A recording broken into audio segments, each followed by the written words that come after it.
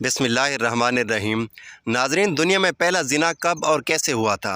हज़रत हाबील को कत्ल करने के बाद काबिल अपनी सगी बहन अकलीमा को लेकर पहाड़ी पर चला गया। काबिल पहले से ही अपनी बहन अकलीमा की खूबसूरती पर मरता था, इसलिए जब रात हुई तो शैतान ने काबिल को वर्गलाया कि अपनी बहन के साथ एक ही बिस्तर पर लेट जाओ। चुनांचे काबिल अपनी सोई हुई बहन के साथ लेट गया और फिर दोस्तों, काबिल और हाबील हज़रत आदम अलैहिस्सलाम और हज़रत अम्मा हवा अलैहिस्सलाम के हकीकी बेटे थे, लेकिन खुदा की कुदरत के दोनों भाइयों के मिजाज, आदात और अतवार में ज़मीन आसमान का फ़र्क था। बड़ा भाई काबिल मिजाजन गुस्से का तेज़, बाज़ुबान और फितरतन बुराई की जानिब राग़िब था। हसद, बग़्ज़, सरकशी, तकब्बर और इंतकाम का जज्बा उसकी तबीयत में शामिल था और उसका ज़रिया मुआश खेती बाड़ी था। जबकि छोटा भाई हाबील नेक सीरत, मुत्तकी, परहेज़गार, तहम्मुल मिजाज और आजिज़ इंसान था। वो भेड़ बकरियाँ चराया करता था और फारिग वक्त पर अपने वालिद की खिदमत में गुजार देता। काबिल शक्ल सूरत में हाबील से ज़्यादा खूबसूरत था, जबकि हाबील गंदमी खिदोखाल का मालिक, लेकिन अपने बड़े भाई काबिल के मुकाबले में ज़्यादा कवी और ताकतवर था।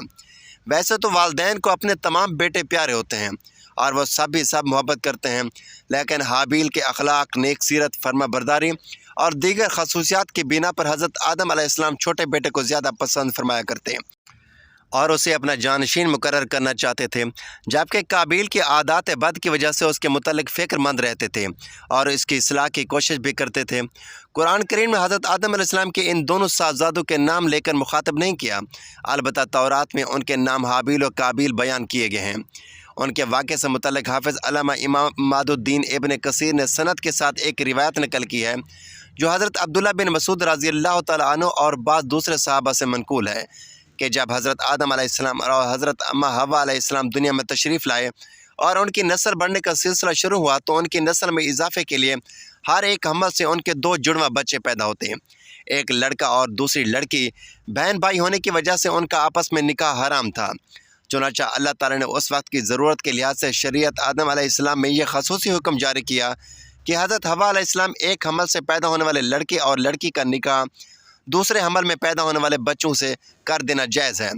इसी हुक्म के मुताबिक काबिल और हाबील की शादी होना थी। काबिल उम्र में बड़ा था, उसके साथ उसकी जो हमशीरा पैदा हुई वो हाबील के साथ पैदा होने वाले हमशीरा से बहुत ज़्यादा हसीन और जमील थी। जब निकाह का वक्त आया तो हस्ब हुक्म हाबील के साथ पैदा होने वाले हमशीरा काबिल के हिस्से में आई, लेकिन चूँकि वो खूबसूरत नहीं थी, चुनांचे काबिल ने उससे शादी से इनकार कर दिया। वो अपनी सगी हमशीरा से शादी का ख्वाहिशमंद था।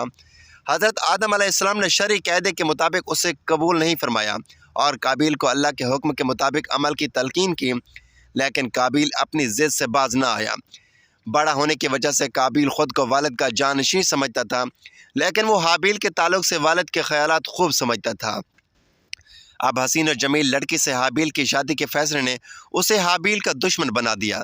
हज़रत आदम अलैहिस्सलाम ने जब दोनों भाइयों के दरमियान ये तनाज़ा देखा तो रफ़ा इख्तिलाफ़ के लिए दोनों भाइयों के लिए यह तजवीज़ पेश की कि तुम दोनों बारगाह खुदावंदी में अपनी अपनी कुर्बानी पेश करो। अल्लाह ताला तुम दोनों में से जिसकी कुर्बानी कबूल कर लेगा, उस लड़के की शादी उससे कर दी जाएगी। हज़रत आदम अलैहिस्सलाम को इस बात का यकीन था कि कुर्बानी उसकी कबूल होगी जिसका हक़ है, यानी हाबील की उस ज़माने में कुर्बानी कबूल होने की एक वाज़ेह और खुली अलामत ये होती थी कि आसमान से एक आग आती और कुर्बानी को खा जाती। जिस कुर्बानी को आग ना खाए तो उसके मानी ये होते कि वो कुर्बानी अल्लाह के हज़ूर कबूल नहीं हुई। कुरान करीम में अल्लाह ताला ने हज़रत आदम अलैहिस्सलाम के दोनों बेटों का किस्सा क़यामत तक आने वाली नस्ल के लिए इबरत और नसीहत के तौर पर पेश किया। अल्लाह ताला अपने महबूब रसूल सल्लल्लाहु अलैहि वसल्लम और नबी आखिर ज़मां को मुखातिब करते हुए फरमाता है, ए मोहम्मद, आप इनको आदम अलैहिस्सलाम के दोनों बेटों के हालात बिल्कुल सही सही पढ़ कर सुना दें। जब इन दोनों ने नजराना पेश किया तो एक की नियाज कबूल हो गई, आज दूसरे की कबूल नहीं हुई, तो वो काबिल कहने लगा कि मैं तुझे कत्ल कर दूंगा। इस हाबील ने कहा कि अल्लाह परहेज़गार ही की कुर्बानी कबूल फरमाता है। अगर तू मुझे कत्ल करने के लिए मुझ पर हाथ उठाएगा तो मैं तेरे कत्ल की तरफ हरगिज़ हाथ नहीं उठाऊंगा। मुझे तो अल्लाह रब्बुल आलमीन से डर लगता है। मैं तो चाहता हूँ कि तू मेरा गुनाह और अपने गुनाह दोनों अपने सर रख लें, फिर दोज़खों में शामिल हो जा। ज़ालिमों का बदला है। बस उसे उसके नफ्स ने अपने भाई के कत्ल पर आमादा कर दिया और उसने उसे कत्ल कर डाला और खसारा उठाने वालों में से हो गया। हज़रत आदम अलैहिस्सलाम ने दोनों भाइयों को हुक्म दिया کہ وہ اللہ کے حضور قربانی پیش کریں۔ اسی اسلام میں اللہ تعالیٰ نے حضرت آدم علیہ السلام کو حج کی ادائیگی کے لیے مکہ مکرمہ جانے کا حکم فرمایا۔ حضرت آدم علیہ السلام قابیل کی جانب سے فکر مند تھے، چنانچہ حج کے سفر پر جانے سے پہلے آپ دونوں بیٹوں کو بلا کر نصیحت کی، آپ دونوں اللہ کی راہ میں قربانی کریں، بارگاہ خداوندی سے جو بھی فیصلہ ہے اسے دونوں بھائی بخشی قبول کریں اور آپس میں مل جل کر رہیں۔ اس ہدایت و نصیحت کے بعد حضرت آدم علیہ السلام مکہ مکرمہ روانہ ہو گئے۔ حابیل کیونکہ بکرے چراتا تھا، اس لیے انہوں نے خوبصورت اور فربہ بکری رائے خدا میں قربانی کے لیے پیش کی۔ قابیل کھیتی باڑی کرتا تھا، لہٰذا اس نے فضول اور ردی فصل کی ایک گٹھ قربانی میں دی۔ اللہ تعالیٰ نے حابیل کی قربانی قبول فرمائی، مگر قابیل کی قربانی قبول نہیں ہوئی۔ اس زمانے میں قربانی کی قبولیت کی علامت یہ ہوتی تھی کہ آسمان سے ایک شعلہ نیچے اترتا اور جلا کر راکھ کر دیتا۔ اس کا مطلب یہ تھا کہ اللہ تعالیٰ نے قربانی قبول فرما لی۔ یہ دیکھ کر قابیل غضبناک ہو گیا اور حسد کی آگ میں جل کر بولا، میں تجھے جان سے مار ڈالوں گا۔ حابیل نے کہا، بھائی جان، اس میں میرا کیا قصور ہے؟ یہ تو اللہ تعالیٰ کا قاعدہ ہے کہ وہ صرف اپنے متقی بندوں کی قربانی قبول فرماتا ہے۔ اگر آپ مجھے قتل کرنے کے لیے اپنے ہاتھ جلائیں گے تب بھی میں آپ کو قتل کرنے کے لیے اپنے ہاتھ نہیں چلاؤں گا، کیونکہ مجھے تمام جہانوں کے پروردگار اللہ تعالیٰ کا خوف ہے۔ اگر آپ اس انتہا تک پہنچ جائیں گے کہ مجھے قتل ہی کر دیں گے تو آپ اپنے گناہوں کے ساتھ ساتھ میری خطاؤں کا بھی بوجھ اپنے سر اٹھائیں گے۔ ایک بے گناہ انسان کو قتل کرنے والا گویا مقتول کے تمام گناہوں کا بوجھ بھی اپنے سر اٹھا لیتا ہے۔ اس طرح میرے گناہوں کا وبال بھی آپ کے سر ہوگا، اور میرے لیے تو یہ کوئی گھاٹے کا سودا نہیں ہے۔ البتہ اس جرم کی وجہ سے آپ جہنم میں جائیں گے۔ ایک طرف اللہ تعالیٰ کا خوف، نیکی کا جذبہ، خون کا رشتہ، اور دوسری طرف شیطانی ترغیب، حسد کی آگ اور نفسانی خواہش کی اکساہٹ، اور پھر بالآخر اس اندرونی کشمکش میں اس کا نفس جیت ہی گیا اور اس نے بھائی کو قتل کر ڈالا، جیسے وہ نقصان پانے والوں میں سے ہو گیا۔ قابیل نے حابیل کو کیسے قتل کیا؟ حضرت عبداللہ بن عمر فرماتے ہیں، خدا کی قسم، مقتول حابیل قابیل سے زیادہ طاقتور تھا، لیکن اس کا ضمیر اس بات کی اجازت نہ دیتا اور اس کے دل میں اللہ کا خوف تھا اور اسے حیا اور شرم آتی رہی کہ اپنے بھائی کی طرف قتل کے لیے ہاتھ بڑھائے۔ علامہ ابن کثیر قتل کے حوالے سے مختلف اقوال تعریف فرماتے ہیں کہ شاید قابیل کے پاس لوہے کی راڈ ہو، جیسے حابیل کو مارا اور قتل کر دیا۔ ایک اور قول یہ بھی ہے کہ قابیل نے پتھر کا ٹکڑا حابیل کے سر پر مار کر اسے ہلاک کیا، جبکہ اس وقت حابیل سو رہا تھا تو قابیل نے بھائی کا سر کچل ڈالا۔ ایک قول یہ بھی ہے کہ قابیل نے حابیل کا گلا گھونٹ دیا اور اس طرح اسے کاٹا جیسے درندے کاٹتے ہیں، جس سے وہ جاں بحق ہو گیا۔ واللہ عالم۔ حضرت علامہ شبیر احمد عثمانی تفسیر میں فرماتے ہیں کہ اگر کوئی ناحق کسی کو مارنے لگے تو اسے اجازت ہے کہ اپنے دفاع میں ظالم کو مار ڈالے، لیکن اگر صبر کرے تو شہادت کا درجہ ہے۔ حابیل نے اپنے بھائی قابیل سے کہا تھا کہ بھائی، میں آپ سے ڈر کر نہیں بلکہ اللہ تعالیٰ کے خوف سے یہ چاہتا ہوں کہ اپنے بھائی کے خون میں اپنے ہاتھ نہ رنگوں۔ قرآن مجید میں نہ ہی مذکور شادی کا کوئی ذکر تذکرہ ہے اور نہ حضرت آدم علیہ السلام کے صاحبزادوں قابیل اور حابیل کے نام موجود ہیں، بلکہ ناموں کے بجائے آدم علیہ السلام کے 2 بیٹے کہہ کر پکارا گیا ہے۔ اس قربانی کا ذکر فرما کر اللہ تعالیٰ نے لاش کی تدفین کے بارے میں یوں فرمایا کہ اب اللہ نے ایک کوا بھیجا جو زمین کوریدنے لگا تاکہ اسے دکھائے کہ اپنے بھائی کی لاش کو کس طرح چھپائے۔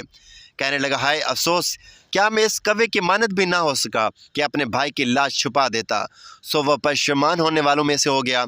قابیل نے اپنے بھائی کو قتل تو کر دیا، لیکن اب وہ نہایت پریشان تھا کہ اس لاش کا کیا کرے۔ یہ زمین پر کسی انسان کا پہلا قتل تھا۔ بعض مفسرین نے ذکر کیا ہے کہ جب قابیل نے اپنے بھائی کو قتل کر چکا تو اس کی لاش 1 سال تک اپنی پشت پر لاد کر پھرتا رہا۔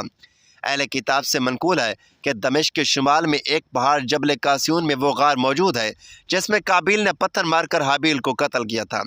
یہ غار آج بھی خونی غار کے نام سے پکارا جاتا ہے۔ اس بات کی اصلیت کا علم اللہ تعالیٰ ہی کو ہے۔ بعض مفسرین نے لکھا ہے کہ اللہ تعالیٰ نے 2 کووں کو بھیجا تھا۔ اسماعیل بن عبد الرحمن بن ابی کریمہ مفسر قرآن ہیں اور صدیق کے نام سے شہرت رکھتے ہیں۔ وہ اپنی سند کے ساتھ روایت کرتے ہیں کہ وہ کوے دونوں بھائی تھے، پھر دونوں لڑنے لگے حتیٰ کہ ایک نے دوسرے کو ہلاک کر دیا۔ پھر وہ قتل کے بعد زمین کی طرف جھکا اور اسے کھودنے لگا، پھر گڑھے میں کوے کو ڈالا اور اسے دفن کر کے چھپا دیا۔ جبکہ قابیل یہ سب کو دیکھ رہا تھا تو پکار اٹھا، ہے افسوس کہ میں اس کوے کی طرح ہونے سے بھی عاجز ہو گیا کہ اپنے بھائی کی لاش چھپا لوں۔ پھر قابیل نے کوے کی پیروی کرتے ہوئے بھائی کو دفن کر کے چھپا دیا۔ لکھتے ہیں کہ حضرت آدم علیہ السلام کو اپنے فرزند حابیل کے قتل کا سخت رنج و غم تھا، کیونکہ وہ اس کا جانشین تھا۔ حضرت آدم علیہ السلام اس کی یاد میں 40 سال تک روتے رہے، یہاں تک کہ اللہ نے انہیں حابیل کے بدلے میں ایک نہایت نیک اور سعادت مند فرزند عطا فرمایا۔ حضرت آدم اور حضرت حوا علیہ السلام نے ان کا نام شیس رکھا، جس کے معنی ہے اللہ کا عطیہ۔ حضرت شیس کو اللہ تعالیٰ نے نبوت سے سرفراز فرمایا۔ حابیل کی لاش دفنانے کے بعد قابیل کو والد کے غصے کا خوف تھا، چنانچہ شیطان کے مشر پر وہ یمن فرار ہو گیا، جہاں اس نے سکونت اختیار کر لی اور والد کے دین حق کو چھوڑ کر پہلے آتش پرستی بعد ازاں بت پرستی شروع کر دی۔ دنیا میں قتل و غارت، آتش پرستی اور بت پرستی کی ابتدا قابیل نے رکھی۔ حضرت عبداللہ بن مسعود رضی اللہ تعالیٰ عنہ سے روایت ہے کہ رسول اکرم نے فرمایا، جب بھی کوئی انسان ظلم سے قتل کیا جاتا ہے تو حضرت آدم علیہ السلام کے سب سے پہلے بیٹے قابیل کے نامہ اعمال میں بھی اس قتل کا گناہ لکھا جاتا ہے، کیونکہ قتل ناحق کا پہلا موجد وہی ہے۔ حضرت عبد الرحمن بن مسعود نے بیان کرتے ہیں کہ نبی کریم صلی اللہ علیہ وسلم نے فرمایا کہ قیامت کے دن سب سے پہلے لوگوں میں خون کا اس سے اندازہ لگایا جا سکتا ہے کہ اللہ کے ہاں انسانی خون کی کتنی اہمیت اور تکریم ہے، اور یہ اصول صرف بنی اسرائیل ہی کے لیے نہیں بلکہ اسلامی تعلیمات کے مطابق ہمیشہ کے لیے ہے۔ علامہ ابن کثیر فرماتے ہیں کہ قابیل کو حابیل کے قتل ناحق کی دنیاوی سزا فوری طور پر اس طرح دی گئی کہ اس کی پنڈلی اس کی ران کے ساتھ چمٹ گئی، اور جس طرح سورج کا رخ ہوتا اس کا چہرہ بھی از خود ادھر ہی گھوم جاتا۔ اپنے بھائی کے ساتھ حسد، سرکشی اور گناہ کی وجہ سے اسے یہ رسوائی اور عذاب ملا، جبکہ آخرت کا سخت عذاب اپنی جگہ قائم ہے۔ حضرت مولانا مفتی محمد شفیع قرآن کریم میں بیان کیے گئے قصوں سے متعلق فرماتے ہیں کہ اہل نظر جانتے ہیں کہ قرآن کریم کوئی قصہ کہانی یا تاریخ کی کتاب نہیں کہ جس کا مقصد کسی واقعے کو اول سے آخر تک بیان کرنا ہو، لیکن ماضی کے واقعات پر گزشتہ اقوام کے قصص اپنے دامن میں بہت سی عبرتیں اور نصیحتیں رکھتے ہیں۔ یہی تاریخ کی اصل روح ہے، اور ان میں بہت سے حالات و واقعات ایسے بھی ہیں جو مختلف احکامات اور شرع کی بنیاد ہیں۔ انہی فوائد کے پیش نظر قرآن کریم کا اسلوب ہر جگہ یہ ہے کہ موقع بہ موقع کوئی واقعہ بیان کرتا ہے، اور اکثر پورا واقعہ بھی ایک جگہ بیان نہیں کرتا بلکہ اس کے جتنے حصے ہیں اس جگہ کوئی مقصد تعلق ہو تو اس کا وہی ٹکڑا وہاں بیان کر دیا جاتا ہے۔ حضرت آدم علیہ السلام کے 2 بیٹوں کا قصہ بھی اسی اسلوب پر نقل کیا جا رہا ہے۔ اس میں موجود اور آنے والی نسلوں کے لیے بہت سی عبرتیں اور سبق ہیں، اور اس زمن میں بہت سے احکام شریعت کی طرف اشارہ کیا گیا ہے۔ علامہ ابن کثیر نے تفاسیر میں لکھا ہے کہ حضرت حوا علیہ السلام کو ہر حمل سے جڑواں بچے پیدا ہوتے تھے، ایک بیٹا اور ایک بیٹی۔ یہ دونوں سگے بہن بھائی ہوتے تھے، جبکہ پہلے حمل سے پیدا ہونے والا بیٹا دوسرے حمل سے پیدا ہونے والی بیٹی سے شادی کر سکتا تھا۔ حضرت آدم علیہ السلام کی شریعت کے مطابق ایک بطن کا دوسرے بطن سے نکاح جائز تھا۔ جب حضرت آدم و حوا دنیا میں آئے اور اولاد کا سلسلہ شروع ہوا تو ہر ایک عمل سے ان کے 2 بچے پیدا ہوئے، ایک لڑکا اور دوسری لڑکی۔